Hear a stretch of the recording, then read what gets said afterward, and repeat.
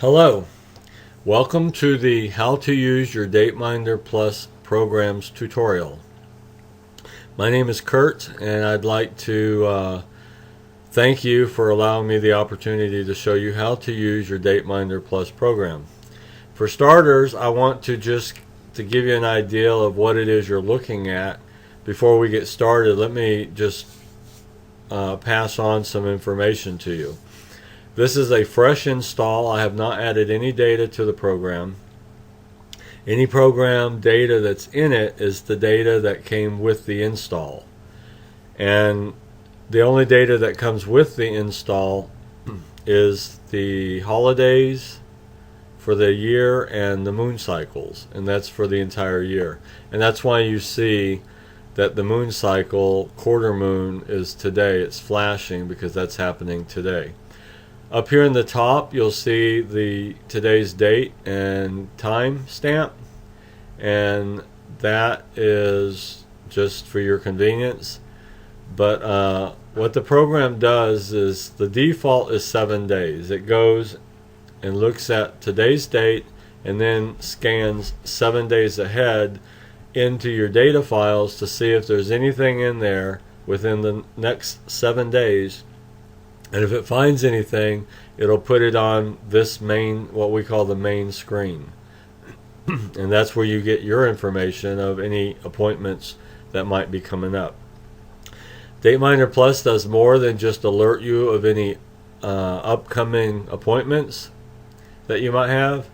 And we'll get into that as we progress through the tutorial of other things that you can use your DateMinder Plus for to make your life run a little smoother on a daily basis. As I mentioned, the default it scans is 7 days. To change any settings that the program uses, you would click on this profile button, and in here, I'm not going to go into all of the things that you can do in here on this part of the program tutorial, but I will say right here in this box is where you would change what number of days you want the program to scan and give you a heads up or a notice of. And currently, as you can see here, it says 7, so we're going to leave it like that. So just know it's looking 7 days ahead, and then it looks at all of the data. The different datas that you have, you'll learn what that is too. So with that said, let's add your first data. Suppose you just got off the phone with your doctor's office and they set you up for a doctor's appointment for the 31st of this month. Since this is the 29th, that'll be 2 days.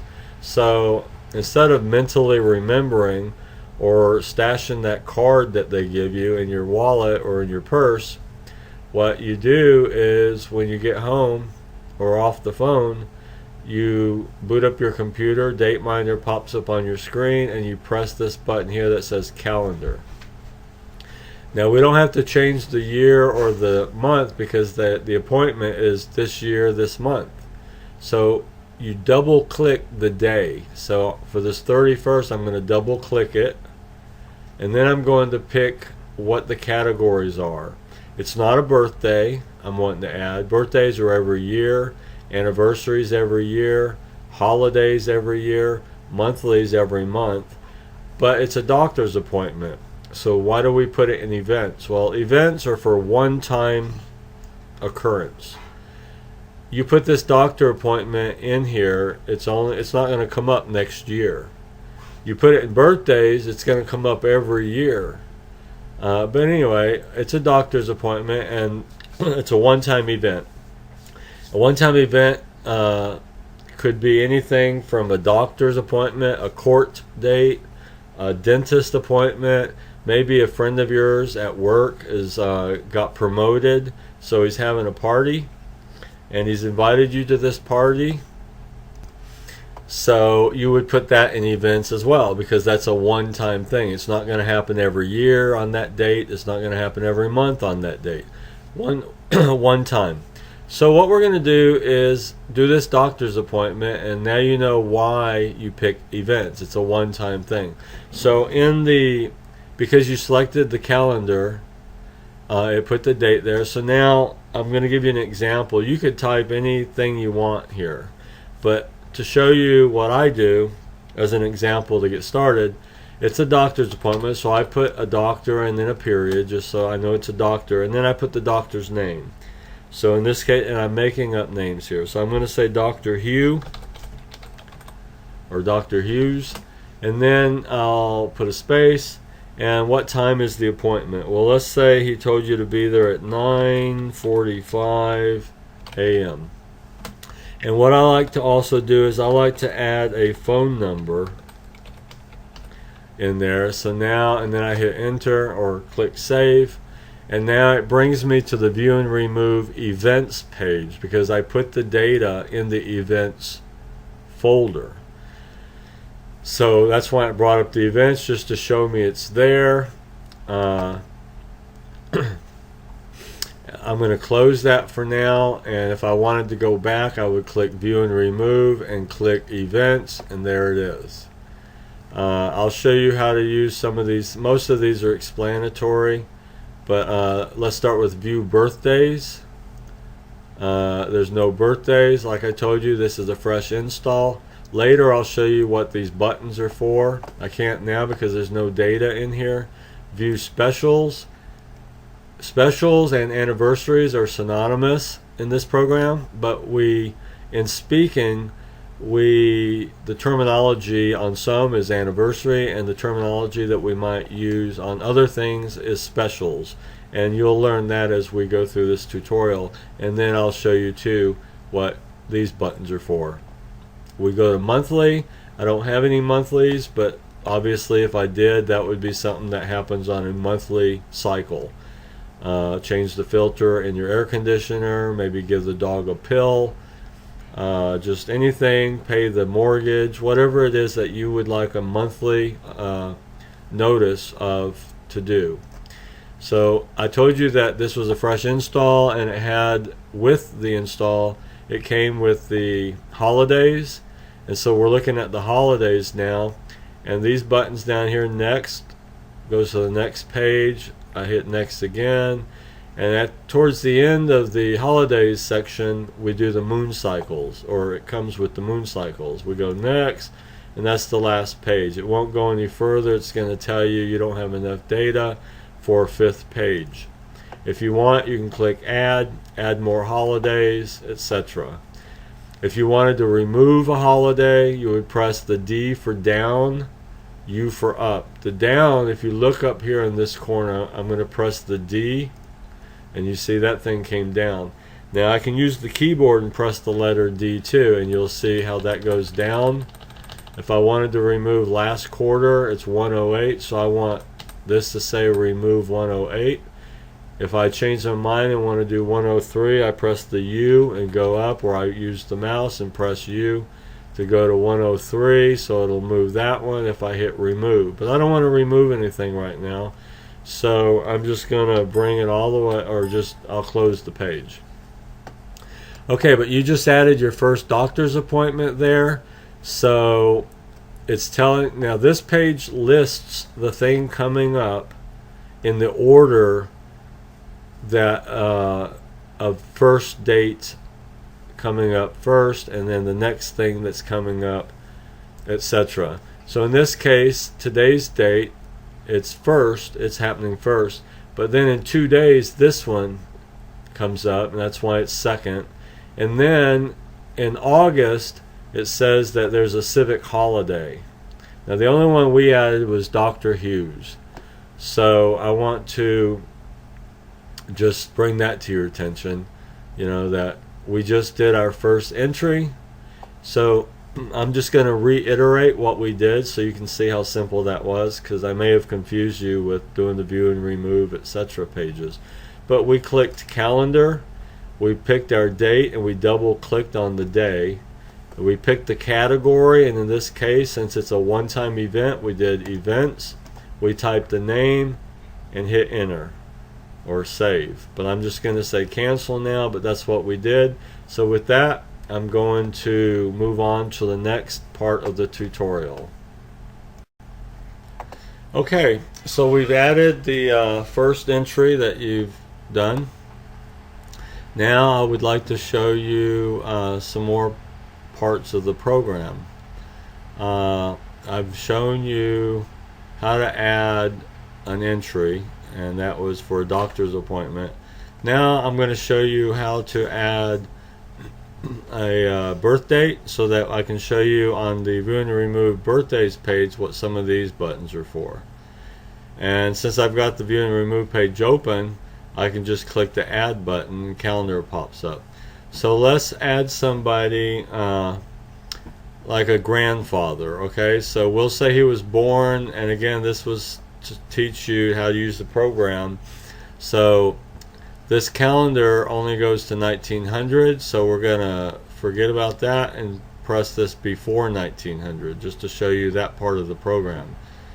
We give this person a name. We'll say Paul Will, or Paul Wills Simmons. Paul Wills Simmons. I guess that's okay. I'm just making these names up. Okay, and we're going to say that this person was born, and we want to use this format right here: month, date, and year. Or month, date, and year. So what we would, let's just say it was November 19th, and we'll say 1882. Hit enter. So now you see this person, it brought us to the birthdays page. And the birthdays page is where it brought us because the category that I selected was birthdays. But now if we click this button that's closest to the name, this first row here, we click that, and that's to view the headstone.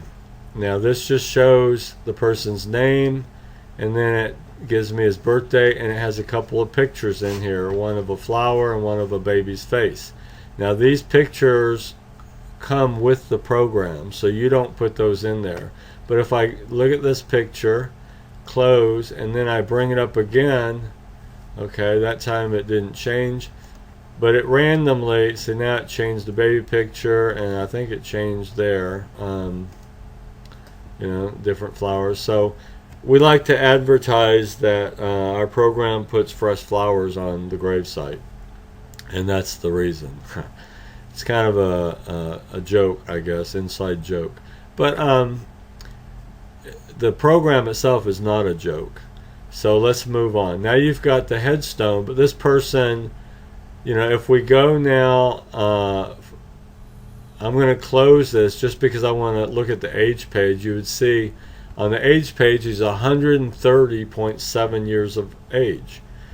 Now I could just click this and bring up the headstone and add the date of death.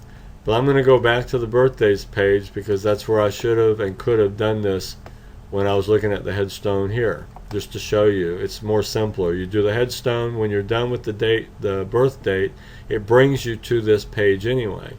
So now we're going to click on date of death, and we're going to say that he died, we'll say October of 62. So let's say 1962, and I said October, and we'll just say the October 24th.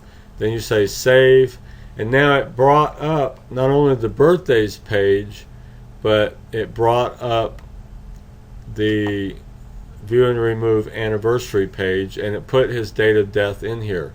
The reason it did that is because the program's settings in profile, the auto add was checked on the checkbox, and I'll show you that here in a minute. But before I leave this screen, I want to explain the reason it put the auto added the date of death to the anniversaries page is because some people or some religious groups, what have you, some people, they like to mourn or celebrate, however you want to phrase it, but they like to mourn the date of the lost person, not just their birth date. So it puts this date in the automatically added it to the anniversaries page. So every year on this date, the date that the person passed, this person's headstone will pop up and be on top of the main program screen. You know, this screen right here. The headstone will show up right here on this person's date of passing starting next year. Since I just added it, it'll be there. Well, it'll be there today. If I shut the program down and this October 24th, 62, the headstone will show up. But this, we're not in October. You know, I guess while I'm here I can show you, but in your profile, this checkbox right here, Auto ADD, Auto Add Date of Death. Now, it sounds confusing, I'm sorry. Auto Add means that it automatically added it to your anniversaries page. You had to manually add it to the headstone, and the headstone and the anniversaries page has to match. So if you ever go into the editing portion, which we'll talk about later, you want to make sure that you edit both pages if you're messing with the dates. Otherwise the headstone won't come up. The headstone here, or the anniversaries date of passing here, has to match the date of passing that's on the person's headstone. So that's why it brought you to the anniversary. So I'm going to close that, and now we've got the birthdays page. So now if we look at the headstone, you see their headstone, and now it has more information. It has their name, how old they were when they died at 80, 50.8 years ago. It has his date of birth, date of passing. Now if I close this window here, the birthdays page, what you're seeing here is what you would see on this person's birthday, or the date of passing comes up. The headstone is going to be on top of the main screen. Now let's go back for a moment to the birthdays page, bring up the headstone, or I'm sorry, we want to add a commentary. Now we said this was our grandfather, so, well, I think I jumped ahead. When I clicked that, I closed this. This says type here any commentary you would like about this person, and it will show up below their headstone. So you click OK. Now you could say, you know, my grandfather. Did I put a period? Okay. Was a good man, a truck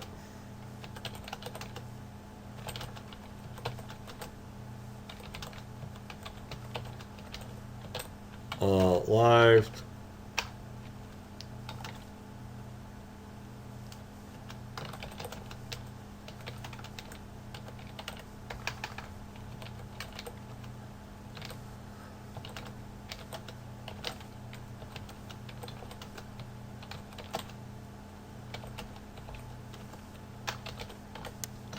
Okay, so now it's telling you your data has been added and may now be read when viewing the headstone. So let's just check that out. Let's check the view headstone, and you'll see. So now if I close the birthdays page, now on his birthday and the date of his passing, on either one of these two dates, this headstone with this commentary is going to show up.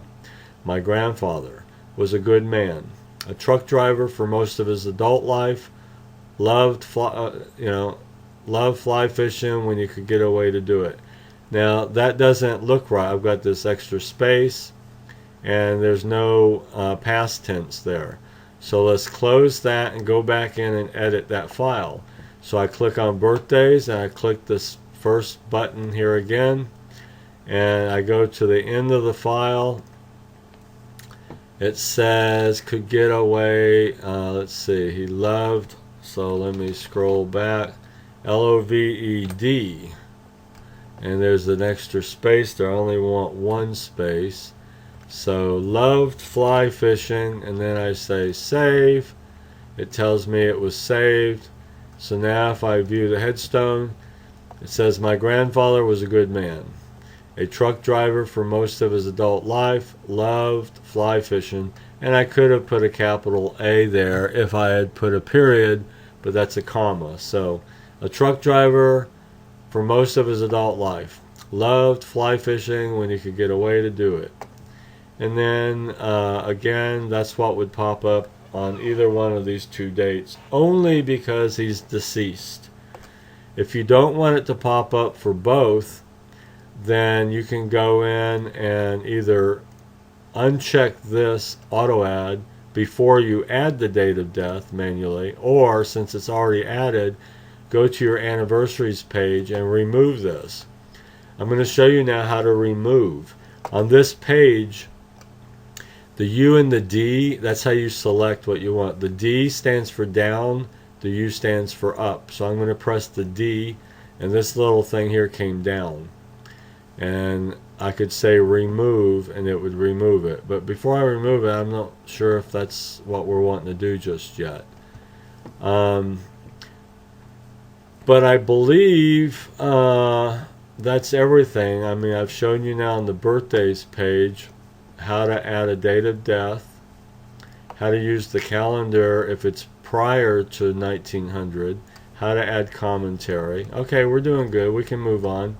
So now if I quit the program, it's going to ask me if I want to back up my data, or I can do it here. So what I would do here is check backup.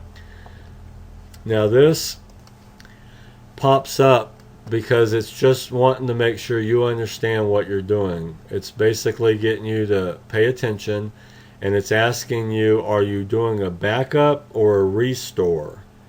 Because if you get confused, you could mess your data up. So we don't need to read all that right now, but I'm going to say okay, and now it's asking you which one. That one, the message was telling you to pay attention, so you're conscious of which one of these you're going to be doing. Now, if I said restore, then it's going to restore the last time I did a backup, and then I just lost that new data. That's why you got to pay attention. In this case, I want to say backup. Now it's telling me your files have been successfully backed up, and then it goes on to tell you where those files are. It actually puts them in your My Documents folder under a certain path, and it tells you what the path is. DateMinder Plus backups. So that's that, and I think now we'll move on and check out the next section. Okay, I guess what we'll do is we'll move on to show you what the clean button is all about. This clean button is a manual way of cleaning your events files. If you check it, it's going to give you one last chance to change your mind. And for the moment, I am going to say no, but I'm going to show you why here. But at the bottom, if you go into your profiles, at the bottom section, the checkbox here that says auto clean event files older than, and you can put what the number of days. The default is already set for 30. So right now, if you had the auto checked, and then every time you boot the program up, it automatically checks your events folder, and if any files are 31 days old or older, it's going to remove them. And so I'm not going to check the auto clean. I'm going to now show you how to manually clean. But first, what we got to do is go back and edit this event file, the Dr. Hughes, and instead of saying that it's happening 2 days from now, we're going to say it already happened in May 31st. So we save that and we close. Now the data is still there. There it is. Now if I was to go in the profile and click auto clean, then it's going to automatically clean it, and then I don't have to worry about it. And you can check, I generally keep my auto clean turned on, and I set this for 34 days, but that's my own preference. The default is 30. You can set it for 10 if you want, or 5. You can say 0 if you want, and then as soon as the date is passed, the very next day, auto clean will remove it from your events file folder. So that's however you want to do it. But because I don't have auto clean on, I'm going to have to click clean, and then I say yes, and now if we go and look here in events, you can see it's gone. Now, the clean only pertains to your events folder. It will not automatically clean birthdays, anniversaries, monthlies, or holidays. You don't want those removed automatically, because people have a birthday, then it's past. So you want to know every year how old they are, and that's why, you know, so it's just the events folder. So you know now how to use the clean button. You say yes, and because I don't have any data there, this message popped up. It says you have one hidden event in your list. This file is needed for your program to run. You will need more than this one event before you need to do a clean. Now if I go to view and remove and look, I don't see anything, but it told you it was a hidden event. If you go to your profile and then edit, you can see what it is right there. It's just the date, you know, just a placeholder. So that's all that is, and I guess that's about it, except for I think I mentioned the instructions were up here. If you use the program and come up with some ideas for suggestions, you can click that button, and it will go out on the web page and bring up a web page, and you can you know, send us a message from the web page. And let's see,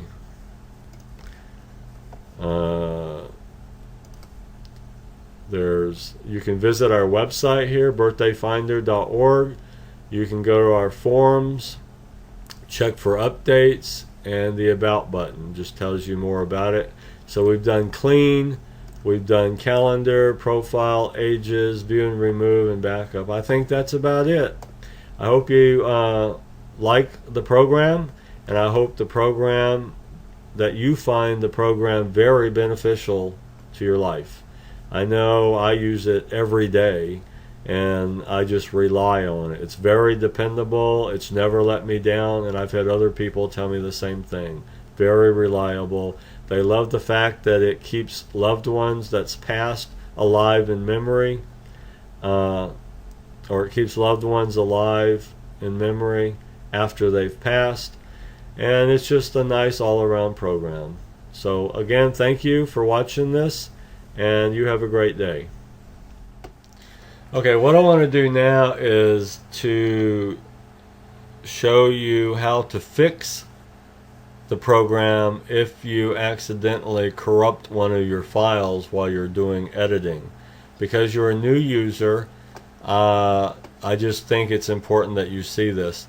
If you find the icon on your desktop, you know, you can run the program by double clicking the icon.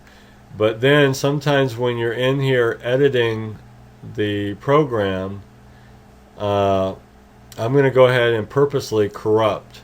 I'm going to say I'm going to go edit the birthdays.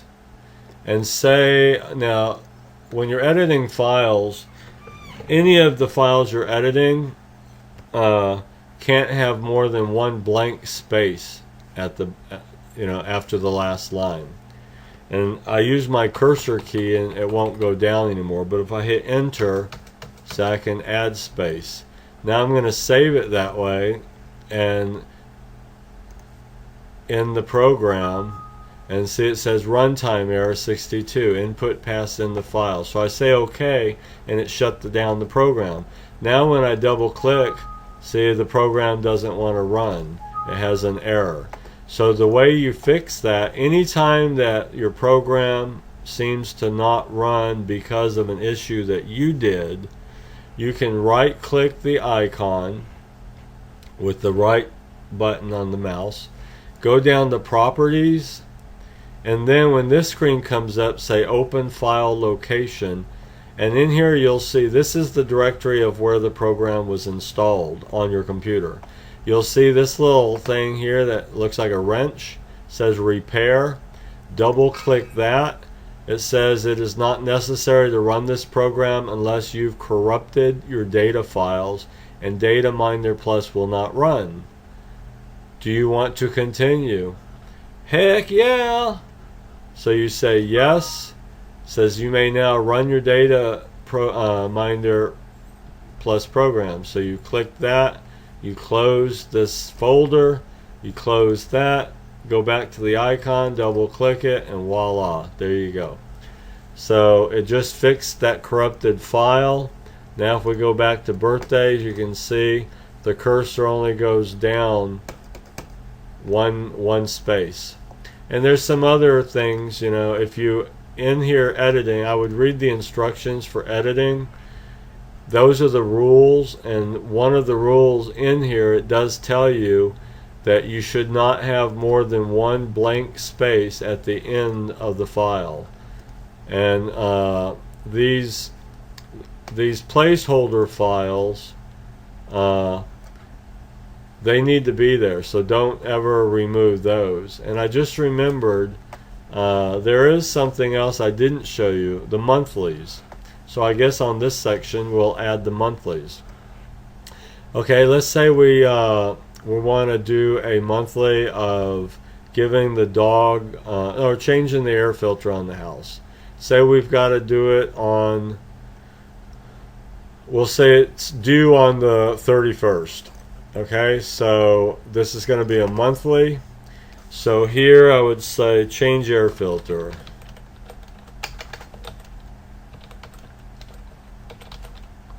On home. Okay, change air filter on the home. Now your monthlies page, you know, it shows you here that it's here, but we can close that. And now it popped up. See, everything else shows up on this screen, but this is your monthly screen notice. So if you have something coming up on monthlies, it pops up here. But it's not due until the 31st. But say you're going to go on vacation. Today's the 29th, so it's not due for 2 days. So you can just close that and forget about it. But then the next time you bring up DateMinder, the monthlies is popping up because it's due in 2 days. And if you recall, in your profile, you told it look 7 days ahead. Now, no matter what your profile says, the monthlies, the most it will look ahead is 3 days. So even though this screen is looking 7, this is looking 3.